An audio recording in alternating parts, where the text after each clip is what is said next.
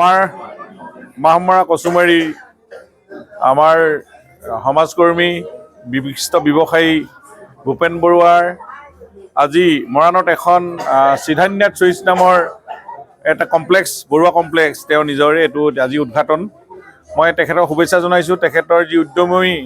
আৰু তেখেতে এনেকুৱা ধৰণৰ ব্যৱসায়ে নিবনুৱা সমস্যা সমাধান কৰে আৰু এনেকৈ ধৰণে আৰু যাতে তেখেতৰ ব্যৱসায় উন্নত হয় মই তাকে ভগৱানৰ ওচৰত প্ৰাৰ্থনা জনাইছোঁ আৰু আমি বহুতৰে টকা পইচা আছে কিন্তু এনেধৰণৰ নিবনুৱা সংস্থাপন দিয়া ব্যৱসায় বহুতে নকৰে কিন্তু মই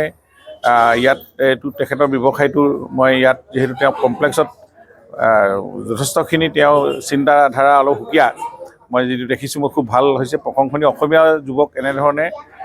আগবাঢ়ি যাওক আৰু তেখেতে ভৱিষ্যত ব্যৱসায়ী জীৱনে হওক সমাজৰ ৰাজহুৱা কাম কৰাৰ ক্ষেত্ৰত তেখেতৰ যি আগ্ৰহ এই আগ্ৰহত তেওঁলোকে সফল হওক তাকে মই কামনা কৰিছোঁ আৰু ৰাইজকো আহ্বান জনাইছোঁ ইয়াত নতুন ডিজাইনৰ চুইটছ চাব মই কৈছোঁ যে চুগাৰ ফ্ৰী চুইট আজিৰ তাৰিখত যিখিনি ৰাইজে গ্ৰহণ কৰে তেনেধৰণৰ মিঠাই ইয়াতে নিৰ্মাণ কৰক আৰু ভাল কাৰিকৰ আহিনি যাতে ইয়াতে আমি সমাদৰ পাওঁ আমি ক'ব পাৰোঁ বাহিৰত অসমত যে মৰাণত এখন ভাল সিদ্ধান্য চুইট আছে তালৈকে গৈ একাপ চাহেৰে তৃপ্তি লওক আজি এই ভোগালী বতৰত এইটো আমি তেখেতে এইটো অপেনিং হৈছে আৰু এই ভোগালী বতৰত আজি ৰাইজেও যথেষ্টখিনি ইয়াতে আহিছে আৰু ভাবিছে আৰু তেখেতসকলে নিশ্চয় ইয়াতে প্ৰথম দিনটোতেই যথেষ্ট সমাগম মই ভাবোঁ যে এইখনৰ সমাদৰ আৰু আদৰ বাঢ়িব